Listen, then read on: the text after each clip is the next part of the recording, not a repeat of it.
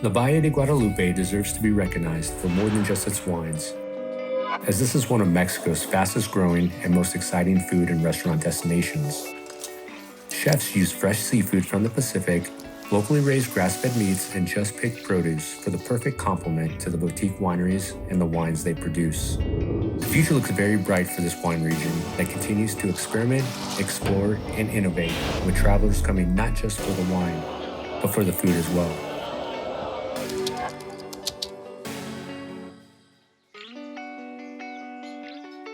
I heard a good saying is what grows together goes together. Exactly. So I try some of the wines, and I think some of the winemakers are making that for a specific dish. Today, very personal opinion, but luxury doesn't come with white gloves. Luxury is having time to be with your family, having time to travel, having time to do whatever you want to do, to relax. Today we live in a world where everything's hectic, everything's quick, we're always running. For a long time, luxury was, the image that we have of caviar and truffles and white gloves. I think for our generation, that's the opposite of luxury.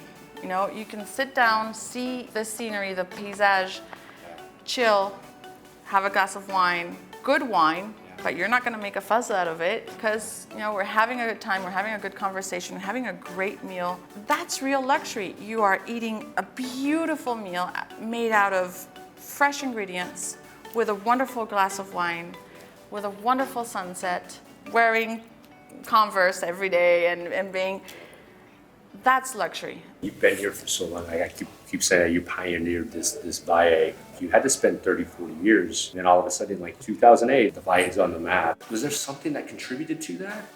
I think it was a synergy between gastronomy and wines. I think the gastronomy that we have is a top. It's not similar to anyone. I think chefs, wineries, winemakers, winery owners, we developed a wave that promoted the valley and created something unique, I think so. The wine industry here in Valle de Guadalupe has revolutionized the food that's being made in Mexico. Mexico did not make wine for hundreds of years. So eventually that cuisine was developed never thinking about wine. And now that the wine is a major factor in Mexico, and more people are drinking wine, that cuisine or that style is now shifting and making it either more wine friendly or just basically finding our identity and pairing our Mexican wine with traditional Mexican dishes. It's a blessed area regarding the production of food. We don't have that much beef, but lamb, seafood. We have a long history about the seafood and about the vegetables. Seafood, you cannot imagine what kind of seafood we have, not only on the Pacific side, but on the Sea Cortez side. Vegetables, whatever you want, from San Quintin, Ensenada, all these areas we can grow whatever. If you follow a strict protocol, let's say, and think like the French or the Italians or the Spanish, and you use your basic knowledge of whites are for fish, reds are for meat. Mexico doesn't fit in that scheme. So it's pretty cool that Mexico is now finding its own identity in the food and wine pairing, because you're getting to try pretty cool dishes, Mexican dishes with very good Mexican wine.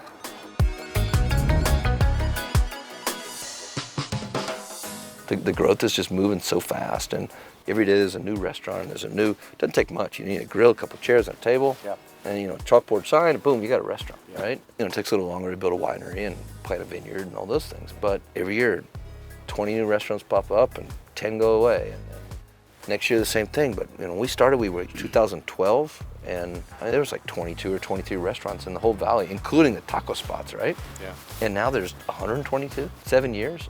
That's vertical. It's not sustainable. They're not all good.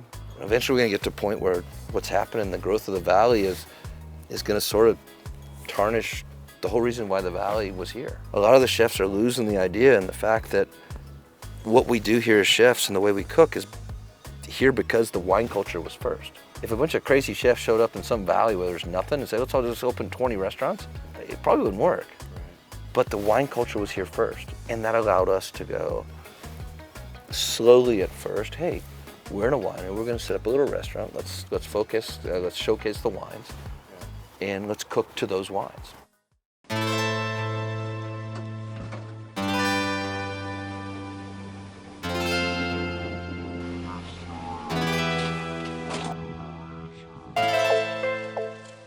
What does the future hold for the Valle, especially with talking on your realm of food, but I think more importantly, food and wine together, going forward? Unfortunately, that question has become way more politically charged than maybe it was 5 years ago because of non-passion-based investments and uncontrolled growth and people wanting to build 700 homes in the middle of the valley and things like that. You see tourism on the rise, and I've talked to a lot of people around here, and that's what they're talking about. Yeah, government once says, hey, let's bring in condos, let's bring in homes, let's bring in this. But that also takes something totally.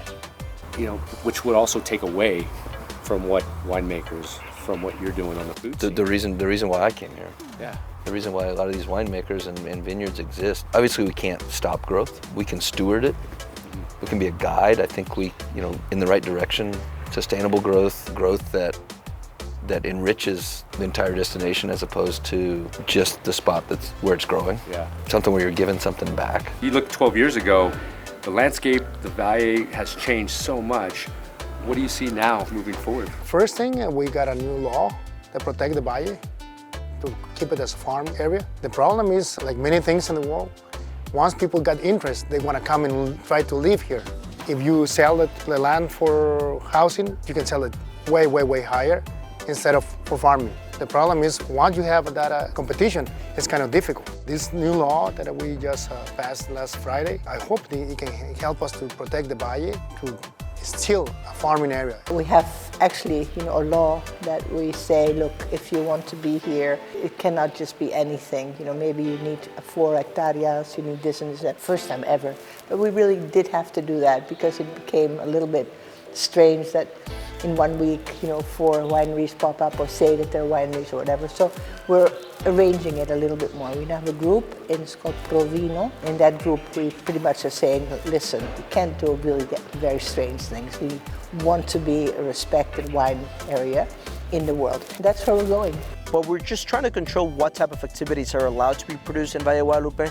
We don't want the region to get filled with nightclubs or cantinas or that kind of place or big residential areas, like I said. It's not that that's a bad thing, it's that is incompatible with the winemaking industry. So it's not that winemakers want the area for themselves, it's that if those other types of businesses move in, then we're gonna be pushed out. We're not competing with Napa, we're not competing with Paso Robles, or we are not trying to copy-paste any wine area. We want to be Valle de Guadalupe. That's what we want to be. And people said, hey, why don't you do Cabernet or Merlot? Why don't you do just Nebbiolos? No. Even the Nebbiolo is doing pretty good here. It will not be only one grape. It's our idea. I don't know if in 30, 40, 50 years when we're not here, then the winemaker will decide, hey, stop playing. We will go for these 2, 3, 4, whatever grapes. We don't know that. I cannot forecast this moment, what is going on. You were in Napa, you heard about it, the rise. Literally, it was just a vertical jump in tourism and, the whole wine buzz for the Valle. What does the future hold, either good or bad? With every action, there's always a reaction, and I really hope that we do things a little bit more balanced when we go through the different movements of the industry, because I think that a lot of what some people see as good, other folks sometimes realize that it might be too late by the time that you can correct what has already been made. I think that there's a lot of folks that are very happy that there's so many tourists coming out here every day. At what point will it be too many tourists?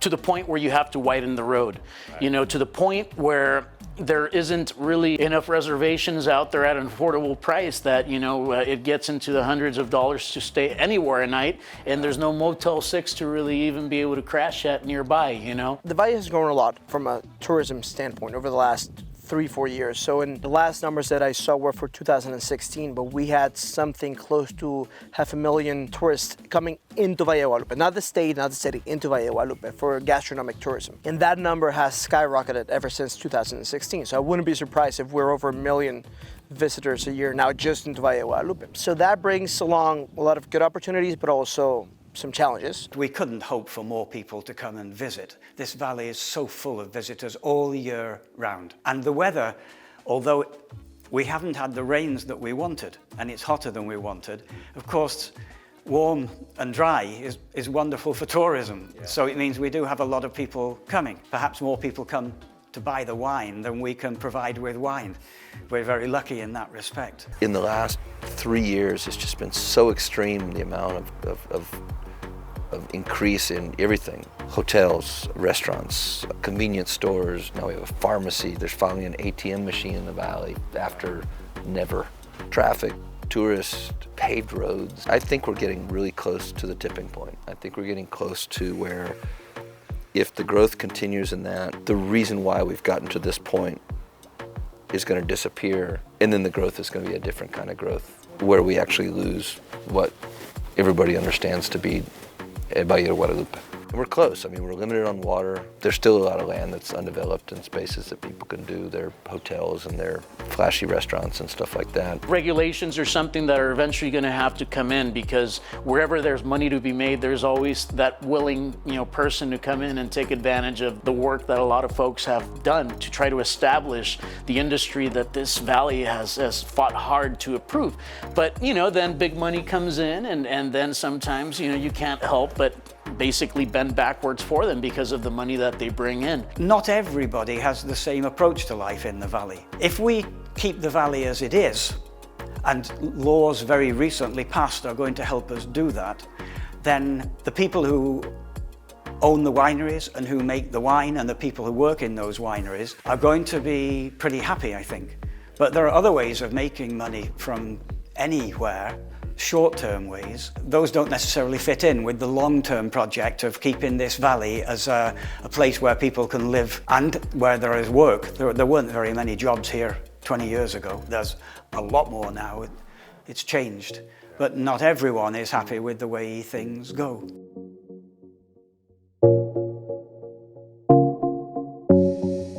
We never knew we had such luxury, and you saw the dirt roads, and you'll say, what? You probably think, what is she talking about? That's not luxury at all. It is.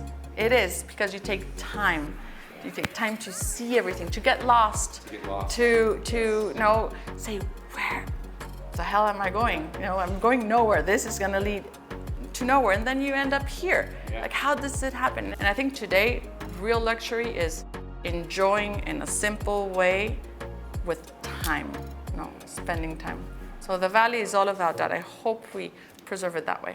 Unfortunately, sometimes regulations do have to come in. Right. The last thing that we want is regulations, but when you have people that abuse it, you definitely have to set a standard and rules, and that's the reason why the Napa name is protected so much. We need to protect Valle de Guadalupe just as much before it gets out of hand. Yeah. Now we're in the eye of the hurricane. A lot of people are turning heads towards Mexico in regards to wine. A lot of countries are now focusing in Mexico, meaning that a lot of enologists throughout the world want to come and work into Mexico. So I see this wine community actually growing, and with those professionals coming into Mexico, and Mexico having its own wine professionals, the industry is just going to bloom. There's no other way around it. I don't see the wine industry taking a step back for Mexico. From now on, it's going to be straightforward. I always think about what we leave for the future generations. Not just the following one. The following one and the second, the third. So we need to prepare the basement to develop a very strong industry, a very strong image, to maintain what we have now, what we do until now, and to consolidate that. And then find the real personality of everything what we do. We need to find those, to recognize the future and work all together to that way.